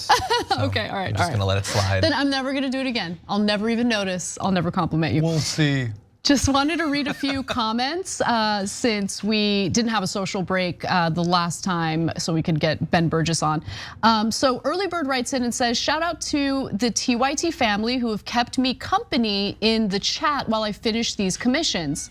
Been hand sanding knives since TDR this morning and my fingers are bloody. Jeez. I think Hassan Piker actually did like a photo shoot about that. I'm kidding, but he did do a photo shoot where he's like covered in fake blood. I don't know what it was about, but it was. I'm not familiar. It was fun to watch. Anyway, the rest of the comment is embrace the suck, love y'all. Okay, all right. That's how I wake up every morning. We've got Sigma Comics. Like that the news is bad, that the country's in a rough spot, and you still just have to go after. I'm not gonna say anything more. Never mind. Yeah, story of my life. Didn't want to be misinterpreted. Sigma Comics says that there is what you call ethics and why we support TYT. Are you listening CNN, Fox, etc.? And that's in regard to the corrections I made on our previous reporting on Rebecca Jones. R. Stone says Anna is denying herself any cookies. This is what accountability looks like. Believe me, I'm not denying myself cookies. I'll probably gorge on them when I get home. But I hear what you're saying. Mr. Stock McStockington says $1,000 a month used to be a house payment. Now it's a car payment. Can't afford a house, can't afford a car. I give up. Time to go live in a box and drive a bicycle. Yeah, I mean, it's outrageous to say the least. That's too much. Yeah. So John, there's a pretty explosive story today. All right, Gabriel Sherman. He's over at Vanity Fair and he's always got the hot goss. That's what I always think of when his name comes up. Hot goss. Hot goss. Okay. And the latest hot goss has to do with the internal discussions taking place over at Fox and how Rupert Murdoch is feeling about this ongoing defamation lawsuit that's been filed by Dominion Voting Systems. Let's talk about it. A massive report in Vanity Fair by Gabriel Sherman details how Rupert Murdoch's massive media empire has either imploded on itself already or will implode on itself very soon as the 92-year-old billionaire now stares down the consequences of his own actions. Now, from shady business deals with Trump to Murdoch's insane hypocrisy on COVID, and even an email divorce. There is an email divorce involved. Modern. Strap in for one hell of a story. So before we get to all the details, we will first point out that the vast majority of Sherman's reporting is cited to anonymous sources. Look, there are anonymous sources in news reports all the time. Doesn't necessarily mean that this is made up. I don't think this is made up, but I just wanted to mention that. So consider some of this stuff, like for instance, well, there are too many angles to get into. It's a very lengthy report. There are different angles to it. We're gonna cover what we found the most interesting. According to Sherman, Murdoch, for instance, pushed Trump and his administration to act in lockstep with Murdoch's own policy interests. What? What a shocker. I hope that doesn't spread through other industries. Is there gambling in this establishment? You're a game changer. Yeah, Exactly. no, I mean, of course there's that relationship. You can see it play out in real time, but let's give you the details as reported by Sherman. One source with direct knowledge of their conversations told me Murdoch lobbied Trump to punish Facebook and Google for siphoning his newspaper's advertising revenue. In 2019, Trump's Justice Department launched an antitrust investigation of Google. In 2021, Google settled and struck a lucrative content sharing deal with Murdoch. There's more to this part of the story. In fact, Sherman writes that the source also said Murdoch pushed Trump to open up land for fracking to boost the value of Murdoch's fossil fuel investments. The Trump administration released nearly 13 million acres of federally controlled land to fracking companies. I remember when Trump did that. We didn't know the Murdoch component to it at the time, but I also remember how upset some Republican voters were about that, because turns out Republican voters also like to enjoy public lands. So they're like, what are we doing here? Why are we opening up these lands for private interests to do fracking or whatever? But anyway, I know how passionately you feel about these issues having to do with fracking, drilling for oil, and its impact on climate change. Thoughts on this, John? I think that, as usual, it is very easy for you as a member of the media to attack Trump. But what I want our viewers to remember is that they're coming for you, but Trump is in the way. That's what I get out of this, is that he was in the position he was as a president to advance the interests of and protect the poorest conservatives in the country. All of whom, I presume, will have reports coming in Vanity Fair, had constant phone calls with Trump and were able to just say what all legislation should be going forward. Like, not a single conservative is gonna read that, obviously. I don't think that they read Vanity Fair. As with everything else, the right wing has poisoned Vanity Fair and sites like it and all that. But this is what he's there to do. This is he's not talking to the people like chanting on the side of the road outside of Mar-a-Lago. Those are not the ones who are determining his agenda. He'll occasionally throw them red meat, or at least something they have been trained to believe is meat. Exactly. That gets them excited and everything. But when it comes to, it's not even that it's necessarily all wrong. Like, I think that the opening up the extra territory for fracking is totally needless. I don't have a strong position on whether Facebook or Google deserve an antitrust investigation or not. They are massive companies. Right. They definitely deserve to be reined in. But if they're reined in, it shouldn't be only when and in the particular style of the interests of another major media mogul. Yeah, it shouldn't be on behalf of a billionaire media mogul like Rupert Murdoch. And honestly, as I read the details about the favors that Trump did for Murdoch, I began to understand a little better the kind of rage that Trump felt on election night when Fox was willing to be the first to call Arizona for Biden, right? Yeah. Because in his mind, it's like quid pro quo, quid pro quo. Depends, right? it probably applies to crows too. Maybe. But there's a little bit more in terms of like political favors for Murdoch. As Sherman also writes, Murdoch, who sources say has become more pro-life in recent years, encouraged Trump to appoint judges who would overturn Roe v. Wade. Rupert wanted Trump's Supreme Court justices in so they could make abortion illegal, a source who spoke to Murdoch said that. And I don't think that was just about Murdoch, to be fair. There were evangelical voters who had supported Trump. I mean, he was killing multiple birds with one stone. I think that phrase is now considered inappropriate, apologies. But nonetheless, like They're innocent. there were a lot of different people he was seeking to placate with the appointment of these right-wing anti-choice judges. Yeah, 100%. Look, we can't be particularly surprised by this. I'm glad that it's being reported on. It does definitely seem, it's probably needless to bring this up again, but we've pointed out like that which he's being like investigated for right now, what he's arraigned for when it comes to the hush money payments. Like, I think he definitely did that stuff. It should definitely be investigated. But like, are you telling me that like that's worse than him opening up millions of acres of federal land because a rich a-hole told him to, so that he could personally profit?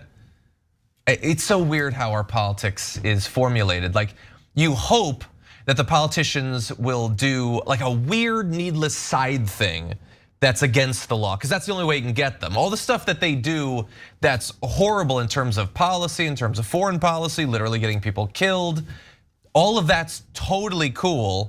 You have no chance of anything happening there. I hope he made a phone call to Georgia. Like, that's the only way we can get him.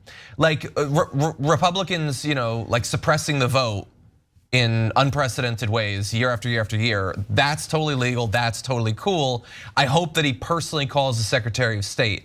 It's just weird to get put into that position. Like, these sorts of conversations should be illegal. Setting policy in this way should be illegal. Oh, I mean, I totally agree with you on that. I mean, there are so many conflicts of interest that, like transparent, like overt conflicts of interest in Congress, in our system of government, and there's never any consequences for it. Right, and I think this is a good example of it. I don't know if this reporting changes a damn thing in the minds of any Trump supporter, but it's what we suspected was happening behind the scenes, and now we have confirmation of that.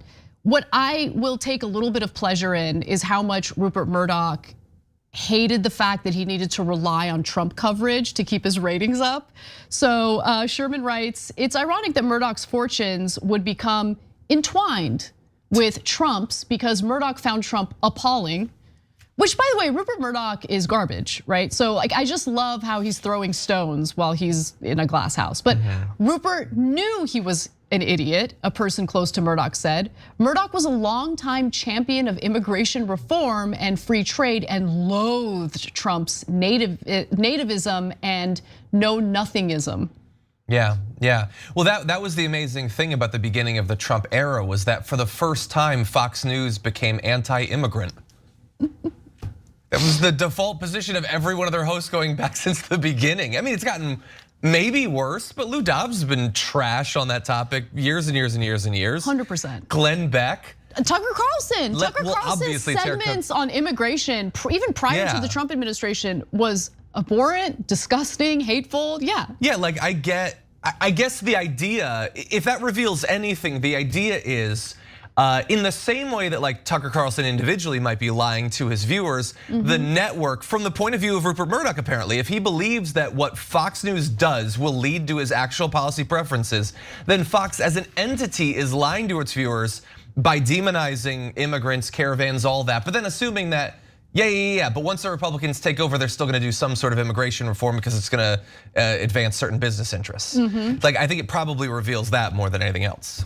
Now, this part I thought was fascinating to say the least. So the Dominion lawsuit is where I want to focus most of the attention because, Fox News puts on a brave face publicly, but behind the scenes, it seems like there's quite a bit of panic taking place, including with Rupert Murdoch. So the Dominion lawsuit filings have revealed that things are not going quite as Murdoch had planned. So after the 2020 election, Murdoch told Lachlan and Suzanne Scott, and Lachlan's his son, right? Yeah, Lachlan Murdoch and Suzanne Scott, that Fox hosts should say Biden won and move on, according to a source who spoke to Murdoch. At one point, Murdoch even lobbied Trump to concede. Rupert called Trump before Biden's inauguration to tell him to accept defeat graciously. And that's so funny. And that he had left a good legacy and that his stolen election stuff would drag everyone down, the sources said. Some of that's true. Now, Trump refused. That's also true. Trump threatened to start his own channel and put Fox out of business, the source said. Oh, I wish he would. Again, like the thing that's most revealing to me or enlightening to me about this report is why Trump was experiencing this red hot rage against Fox. Like, we didn't know about this phone call. Can you imagine being the person who hits up Trump to be like, yo, bro, you need just concede. It's time to concede. Yeah. After your network happened to be the first to call Arizona for Biden. Yeah, let's also acknowledge that. I get that it's been clear from the very beginning that Trump will never get over the fact that they called Arizona. But can we also be clear that if they hadn't, everything would have gone the same way. Other people would have called it first. Then Fox would have had to have called it because, and I know this is inconvenient to acknowledge, Biden won the state. And even if Biden hadn't won the state, he still would have won the election. So what's the difference? Finally, Murdoch was horrified as he and his then wife, Jerry Hall, watched the January 6th Capitol riot unfold from home. Murdoch told Hall that Trump was trying to kill Mike Pence because he was passing the presidency to Biden, said a source who spoke with Murdoch that day. Rupert kept calling the White House Trump, Jared, Sean Hannity, Paul Ryan, Mitch McConnell, trying to get Trump to stop it, the source said. Paul Ryan wasn't able to stop it. That's weird. But call him Paul Ryan, I call know, me. I I have as much influence. I know, seriously. No, but you know what's amazing? So you have Rupert Murdoch trying to do everything and anything possible to get Trump to stop. Just stop, concede, do something about the rioters in the Capitol. But on air, what did we see on air at Fox? Yeah. So why don't you get control over your network, bro? Like, what's going on? You have Tucker Carlson repeating lies about how, oh, no, they weren't Trump supporters, it was Antifa. And then later saying that they were just peaceful tourists and like changing, just constant disinformation that aids and abets Donald Trump's bad behavior. So instead of calling Trump, because you know he's not gonna listen to a damn word that you have to say, why don't you actually have a little bit of accountability within your network, which is just spouting constant lies about the outcome of the election and about the January 6th riots? Answer that question. Yeah. Why call him instead of doing that? I think for the same reason that virtually every Republican has made the decisions they have since mid to late 2015. Utter cowardice. Rupert Murdoch wanted the problem to go away. He didn't want to have to be the one to solve the problem. No Republican wants to actually publicly disagree with Trump. They just hope that some third party or act of God will come in and fix things. So if they could keep telling the big lie, but then behind the scenes get Trump to back off, then they get the outcome they actually want and don't risk losing their viewership along the way. Rupert Murdoch might have slightly more principles than like Laura Ingraham or Tucker Carlson, at least theoretically. He didn't really push for any of this stuff, but he's not actually gonna risk any of his massive wealth by putting on the line by actually taking a stand when it comes to what the network is saying.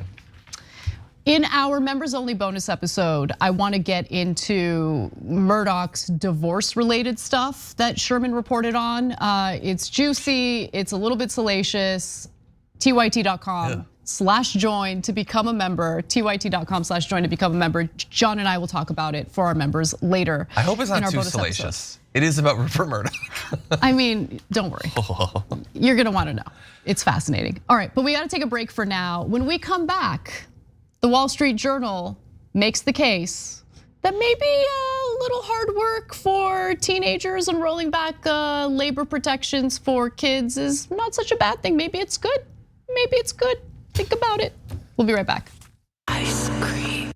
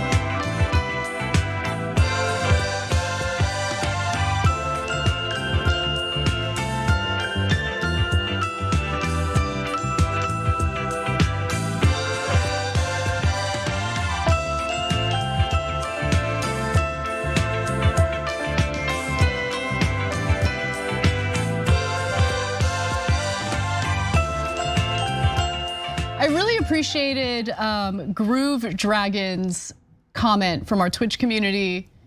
It's in regard to the Rutgers strike. Ironic, a university with no class. So good. Dun dun dun. I liked it, it was good.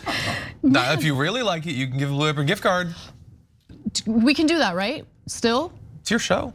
Blue Apron gift card for Groove Dragon. All right, for that line that I really liked. I'm really bad at like doing that by, anyway. Remembering?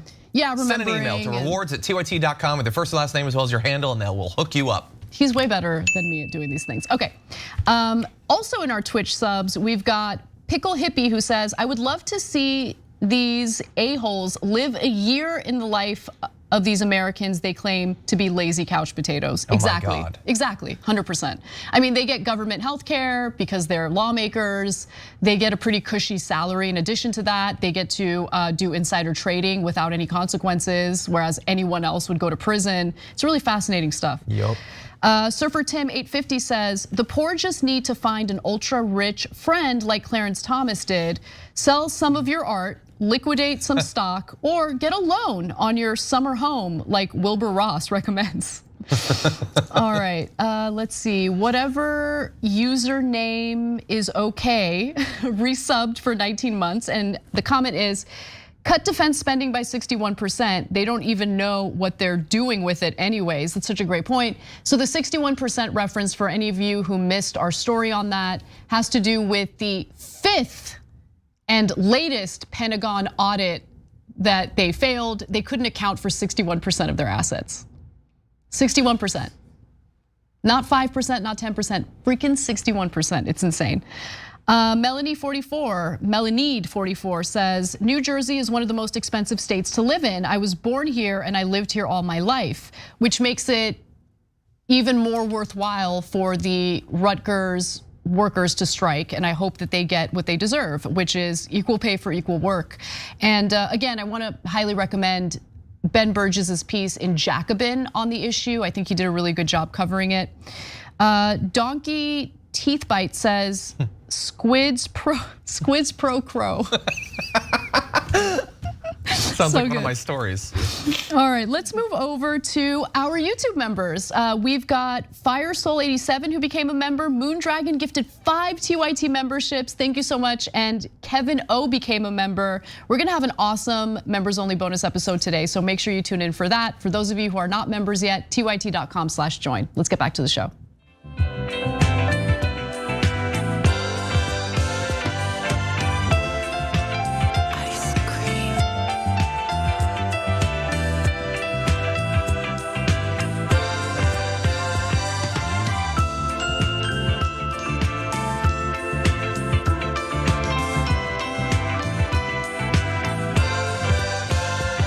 Welcome back to TYT. Anna Kasparian and John Idarola with you. Let's talk a little bit about child labor, which is an ongoing story we've been covering here at TYT. And you can always rely on the Wall Street Journal and its opinion section to embarrass you. embarrass America because these people are terrible. So let's talk about this incredible op-ed that was recently written by Jason Riley. The Wall Street Journal is back with another banger op-ed, this time written by a conservative columnist, of course. I mean, what else would you expect with the Wall Street Journal?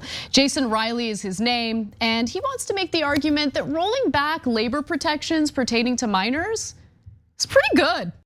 Pretty good. Here's the headline. A little work never hurt anyone, including teenagers. Over objections from big labor, governors of both parties work to ease limits on youth employment. Now, just to give you guys a little bit of context before we get to the details of the argument here, 10 states have either introduced, considered, or just passed legislation rolling back protections for young workers in just the past 2 years. And there's momentum there. I think that we're gonna see more and more of these bills introduced in various states. But we have talked about some of them, including Arkansas, Minnesota, Iowa. And so what Iowa's proposal is looking to do is particularly terrible and egregious. So as introduced, the bill proposed lifting restrictions on hazardous work to allow children as young as 14 to work in meat coolers and industrial laundries, teens as young as 15 to work on assembly lines, and 16 and 17-year-olds to serve alcohol, among a long list of changes. So the 16 and 17-year-olds who serve alcohol would presumably be serving alcohol in bars and restaurants where there's a bunch of drunk adults. Sounds like a great idea. And where they're not typically allowed to go in. Yeah, well, I mean, what could go wrong? Sounds great. Yeah. Yeah, okay, so let's get to Riley and his arguments. I'm gonna read a few excerpts and then I want you to weigh in, John. So he writes that the United States unemployment rate in March was just 3.5%. But among teenagers, it was 9.8%. Okay, let's pause already. It should have been higher. Okay, but I'll continue. He continues to argue close to 3 times as high. It's not unusual to have a higher teen jobless rate, but it's a situation that deserves more attention from policymakers when labor markets remain extremely tight. So his argument there is, these companies are having a tough time finding workers, and he literally argues later in the piece that the tight labor market is giving the workers too much leverage and it's driving up wages. And we could really solve that by loosening child labor laws. That's the whole point of his piece. Well, it's so obviously the entire point of his piece. I'm glad that he at least just comes out and says it, because it's obviously the only reason that he's saying this. I love that in that he says it deserves attention, just naturally. I don't need to make the case of why this should be the default position. This is the Wall Street Journal. You all think it should be the default position. Can we put up that first headline graphic again? Just because I love the way that things can be framed. So you'll notice that the effect that political influence lobbying has is acknowledged as over objections from big labor, not due to pressure from corporations. The ones who want the change in the law, their lobbying doesn't count and we don't have to talk about it. The ones who unsuccessfully tried to stop it, they're the big powerful ones. I mean, forget the fact that they failed, they weren't able to actually stop this. They're the powerful ones. Put that up one more time, because I also love the framing on both parties work to ease limits. Just ease. Isn't it nice to be eased? I want things to be easy. Oh, you mean they changed the law to allow people to work at younger ages and in more dangerous jobs? Yeah, that's exactly. That sounds bad when you put it that way. What if we were to say that something was eased? Wouldn't that would go down a little bit smoother? Right. Yeah, I mean, look, if you are in your late teens and you want to work, no one stopped you from getting a little summer job or whatever. It's really, really important to understand that what he's calling for isn't a reversal on a ban on child labor. It's a on teen labor, I guess. It's a reversal of regulations that specifically protect minors who choose to work. Okay, well, that's the issue. Like, can I pause you for a second? Because you corrected yourself. But did you need to correct yourself? Because you said child at first, and then you corrected to, well, teen. Well, hold on, because we're in the tail end of like a 3-year national conversation about how delicate these teens are and how much they need to be protected from dangerous things like an accurate accounting of the life of Rosa Parks, not from easy-go-lucky easing things like industrial machinery. So do they need to be protected or not? Because they can't learn about sex in school, but as we're learning in the news today, they should be married off as young as 12. And they need to be protected, but not from things like AR-15s, as well as whatever the hell goes on in industrial laundromats. And so I think that we could have an open question about whether, are they teens anymore? Because they sure seem to be treated as children by Republican legislators when it's in their interest to advance a culture war. You know, it is really interesting that they will change their argument depending on what the issue is, because the other thing that you guys need to keep in mind is that they want to loosen child labor laws because they know that companies can get away with paying teenagers far less in wages. And at the same time, a parallel, fight that the Republicans have waged has to do with raising the Social Security age. Right? So they want to raise it to 70. So think about that for a second. If you are an employer and you have employees with seniority that might cost a little more money to employ, wouldn't you be more willing to push out those employees and replace them with cheaper labor in the form of teenagers, literally in this case? And I mention that because what happens to older workers in a situation where they can't retire until they're 70? Like, what happens to them? And they can't find jobs because they get desperate for any job they can find, which again also potentially creates more competition, drives down the wages. Exactly. Yeah. It's just they're hitting you at both ends, obviously. I mean, they know what they're doing, and it's so sick. And while I know this is the stuff that matters, I know that it's sometimes dense, I know that it's sometimes dry. This is the stuff that actually has an impact on your lives. Okay, but let me continue. He also writes this. One reason fewer young people work is that minimum wage laws can make them too expensive to hire. An economic reality that proponents play down or simply ignore. What are you saying? So do you want to do away with minimum wage so employers can live, like, not only employ minors with like worse working conditions, but also pay them far less? I mean, it's the Wall Street Journal. Yes, that's exactly what they want to do. I can't believe people just transparently make these arguments. It's like, we want to exploit your children. That's what we want to do. And people vote for them, people support them. I just don't get it. But let me give you more. He writes this in approval. Last month in Arkansas, Republican Governor Sarah Huckabee Sanders signed the Youth Hiring Act, which nixes the requirement that 14 and 15-year-olds get permission from the state to work. Yeah, it sounds like a great idea. 14-year-olds working. Here's what 14-year-olds should be doing. They should go to school, they should do their homework, and they should play with their friends. That's what they should do. They should explore life as kids, as literal children. But I'll give you more. He quoted Sanders, who said of the bill, "It's apparently not enough for Democrats to trap kids in failing schools. They also want to make it harder for teenagers to work part-time or summer jobs. In Arkansas, the days of trapping our people in poverty, welfare, and government dependency are over." So the idea that the kids should be free to focus on their education is now trapping them in schools. Look at how they turn reality on its head. But this is who they've always been. They love the idea of keeping education as something that's only accessible and available to a select few. Wealthy families, wealthy parents who can pay for private schools.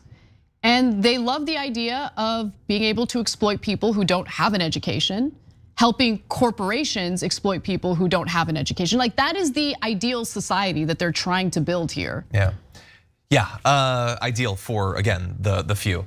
Yeah, look, I think in a lot of cases, I don't necessarily have a problem with kid having certain types of jobs. I don't think they need to be opened up to work in, again, when we say like more dangerous jobs, we mean the jobs that typically adults are going to be working. There are sorts of jobs that tend to be more for younger people. I worked all throughout high school and all of that. But I also had time to do schoolwork and everything. The issue here is that they're just doing such an easy little magic trick on conservative minds. They present this as the government is stopping your kids' freedom to pull themselves up by their bootstraps and learn like independence, when what they're doing is, and if you're like a conservative adult, I am talking to you, they are making it so that you will have to compete with your own kid for work, while also, in pushing back the retirement age, making you have to compete with your parents for work as well. This is not in your best interest. If the kids want to work, they should be able to work, but they are clearly setting up a system where the kids will have to work so that everyone can get by. 100%. How do you not see that this is what they're doing to you? How is the person who's putting your kid into a factory on an assembly line not clearly the villain in this story? John, I love talking to you so much that we take too long with these stories. But I apologize. You're 100% right, and that's a good breakdown of what's really happening here. And look, Jason Riley isn't so good at hiding what they're trying to do. He's pretty transparent about it. So we got to take a break. When we come back, we got to get into some clips featuring Donald Trump's interview with Tucker Carlson. He's such a clown. And then there's a big breaking news story that we likely will push over to the bonus episode having to do with yet another Trump investigation having to do with potential wire fraud in his fundraising attempts. So that and more coming up. Ice cream.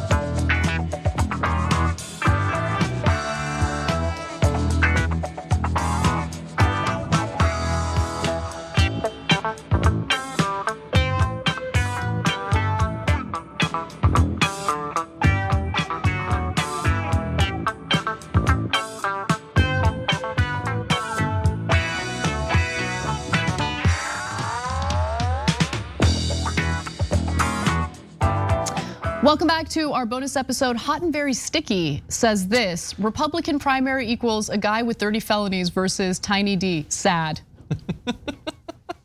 I still like Meatball Ron the most. Yeah, he's got to bring that back. Yeah.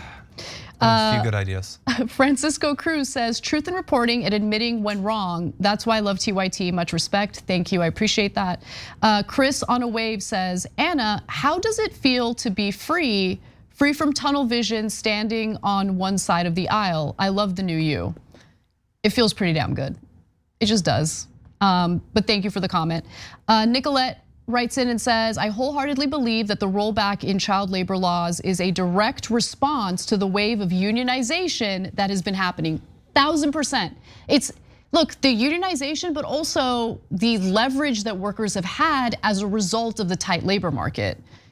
All of these little tricks that they're trying to pull is meant to tamp down on that. Yeah, I would also love the combination of those two things. You get those 14 and 15-year-olds in there, they're likely to spur a new wave of unionization in those jobs. That's true, that's true. There's like increasing data, like surveys, polling that show that like Gen Z, very pro-union. This could turn out interesting. Let's see what happens in Arkansas. Let's see, be careful what you wish for, guys.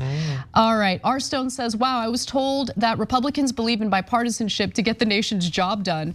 Paying the nation's bills should be agreed upon, right? I mean, if a politician is talking, it's very likely they're lying, unless it's a select few, like Senator Bernie Sanders. There's some good politicians out there. But overall, if a Republican politician is claiming that they're just fiscally responsible and conservative and they're really looking out for the budget, I don't buy that at all. I'll buy it once they start, reconsidering how much money we pump into the Defense Department every single year. Chase in the Dragon in our YouTube comment says, I'm just an adjunct at a small college and make 2/3 of the average salary in my state. I've thought about finding a better paying job several times in the past few years. The only reason I haven't is because I genuinely love teaching college level sciences. I agree, God, what you're writing in resonates with me so much because, look, I love the job I do here and this pays my bills, but teaching journalism it's just, I don't know, there's something about being in front of a classroom and helping students see what you could do with good journalism that fires me up. But being an adjunct is, I mean, so much work, so little pay. So I'm really, really happy to see academic workers go on strike like this. They did it in the UC system. I'm glad to see that Rutgers is doing it because it's not just about what they accomplish there, it's what message gets sent countrywide. Let's get back to the show.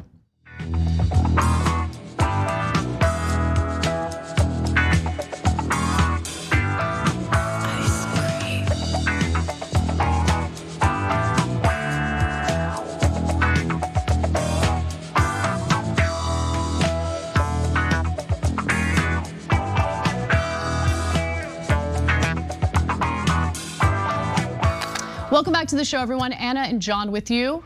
Let's get right into our next story. How smart is he, could you tell? Top of the line. Top of the line. Yeah, they're all top of the line. Our guy's not top of the line, never was. These are top of the line people at the top of their game.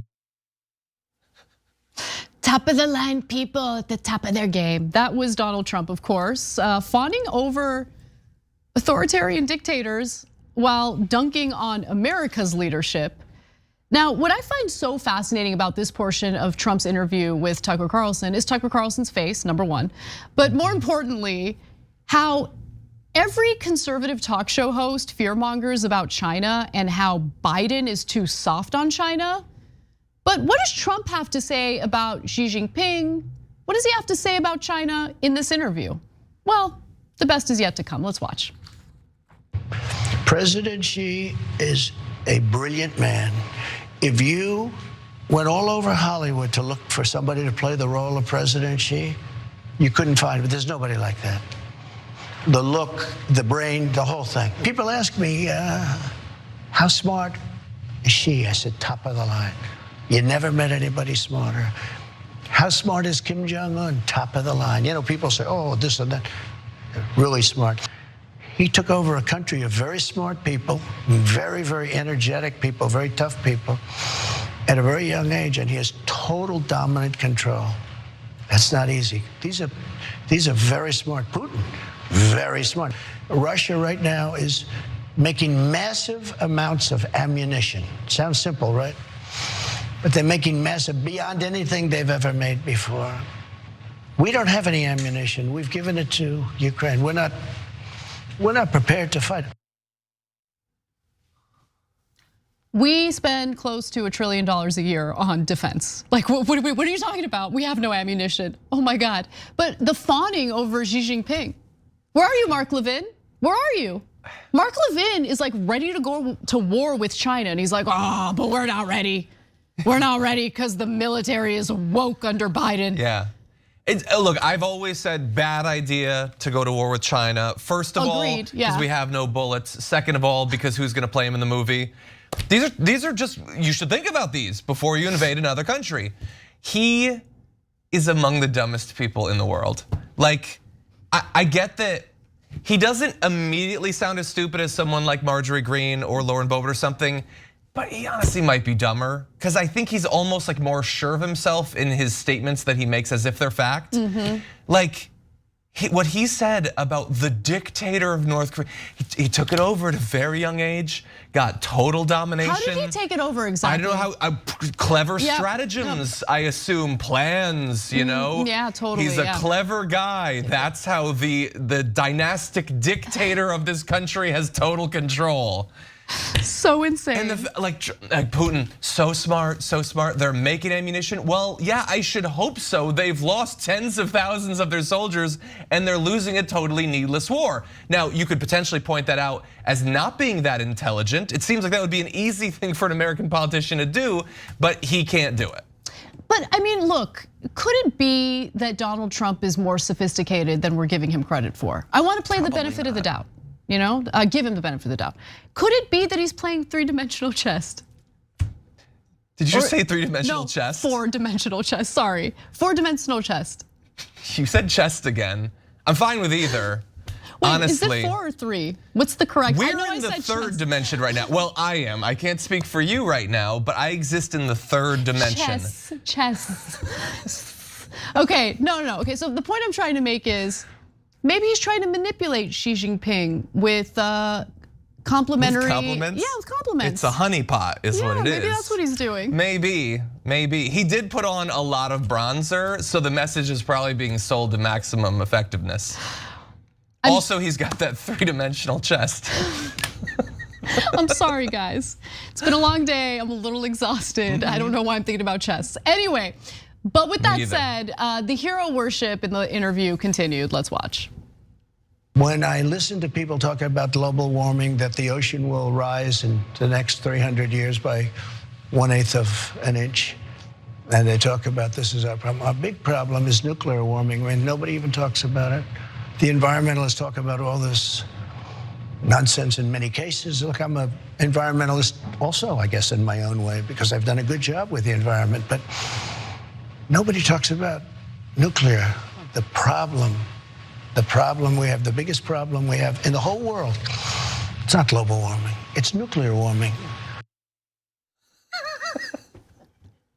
If Donald Trump just stayed out of politics and wasn't running for president, I would support his career as a touring comic.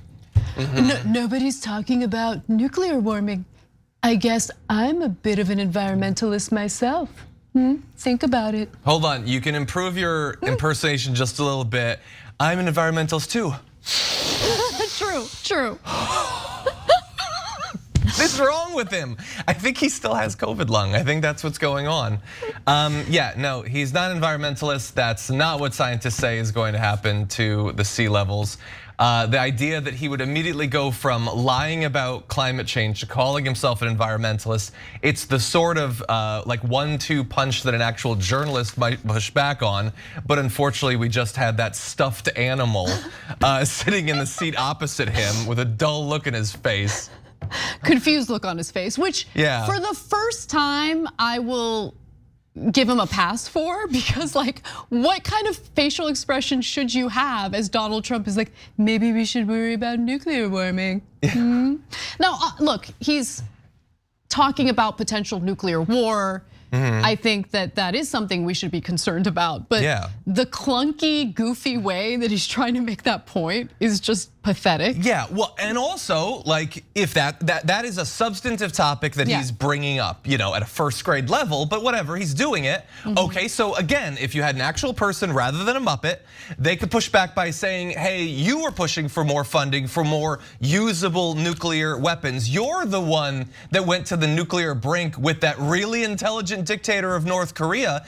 If we are to take seriously the threat of global thermonuclear war, it seems as if we'd want to keep you as far away from the White House as humanly possible. I mean, ripping up the Iran nuclear deal, which then led to Iran going back to developing its nuclear capability, seems contrary to what Trump claims to be concerned about in that interview. Yeah, there's a few holes in that. Yeah. I'm assuming we're now going to turn to Tucker Carlson asking those follow-up questions. No. Oh well. He must have forgotten. Must have forgotten. He was probably busy thinking about how much he utterly hated the person in the room with him. But big ups to Trump, I guess, for knowing all the terrible things that Tucker Carlson said about him behind the scenes, but also being willing to do this sit-down interview. I wonder what that was about. But is it though? I don't know. I don't know. When has he generally been totally cool with people insulting him viciously behind his back? He is in this case. Is that actually strength? Or is that him also having to just bite down on what he'd like to do to Tucker Carlson because he feels he still needs Tucker Carlson? An addiction he just can't kick. Poor Trump. Well, I want to move on to the other part of this interview that I thought was, it's not that fascinating, it's just hilarious. So let's talk about it. It's a good way to end the main show. They were incredible. When I went to the courthouse, which is also a prison in a sense, they signed me in. And I'll tell you, people were crying. People that work there, professionally work there, that have no problems putting in murderers, and they see everybody. It's tough, tough place. And they were crying. They were actually crying. Yes, Trump literally claimed to Tucker Carlson that employees at the New York courthouse where Trump was arraigned 2 weeks ago following his indictment were crying. That they were crying because they were so heartbroken over what Trump was going through. He said people were so apologetic to him that it was actually beautiful. Let's watch. They said, I'm sorry. They'd say 2024, sir, 2024. And tears are pouring down their eyes. I've never seen anything like those people are phenomenal. Those are your police. Yep. Those are the people that work at the courthouse. They're unbelievable people. Many of them were in tears or close to it. Many apologists were sorry, sir. We're sorry.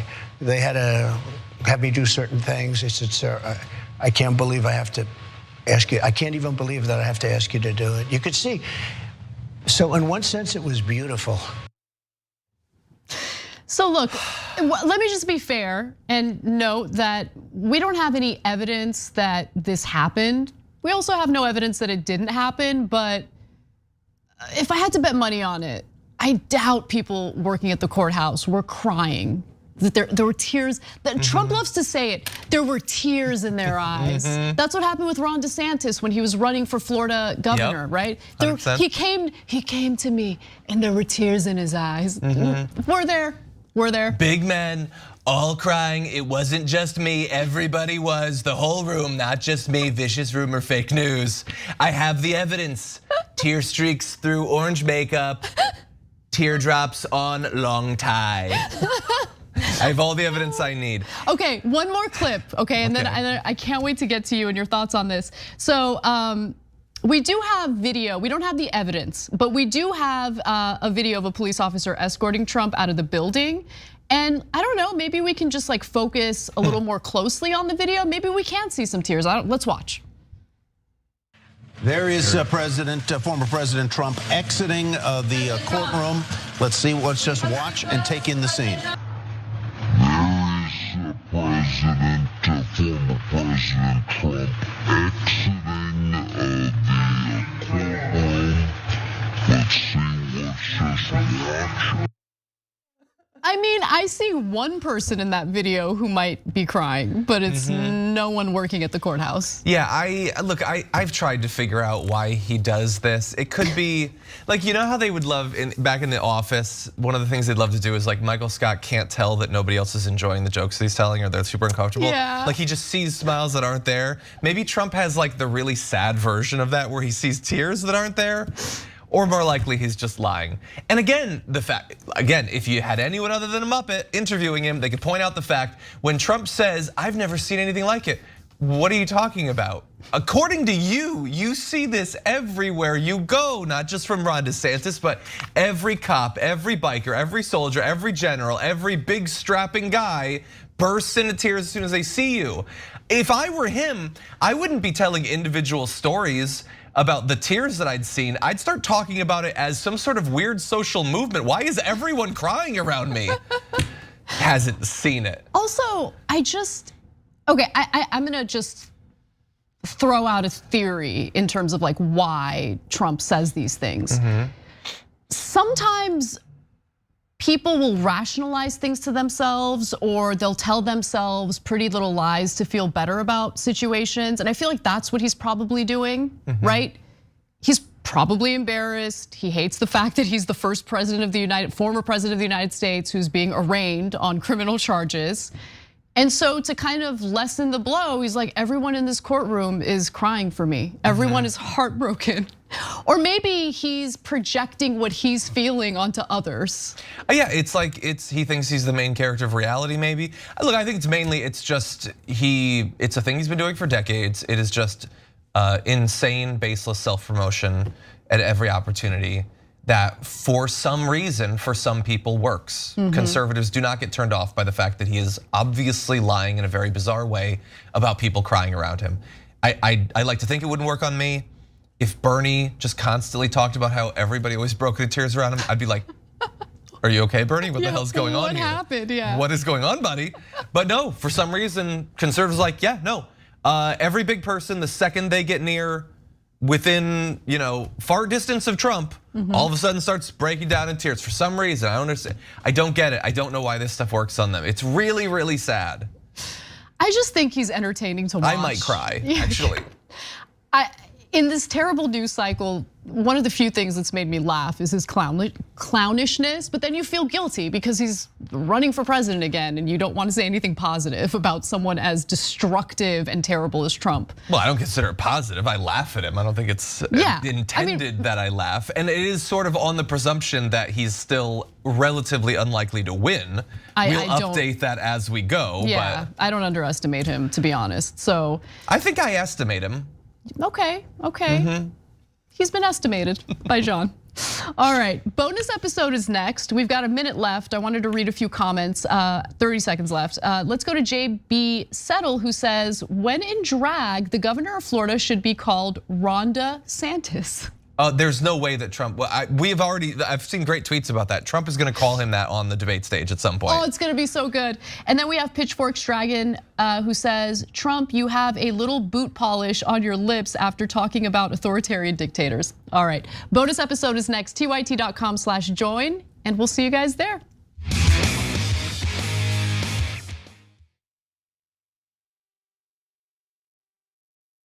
You're about to watch some behind the scenes footage of the Young Turks. Ooh. Now, these are partial videos. If you want to get all of them, you become a member, go to tyt.com/join.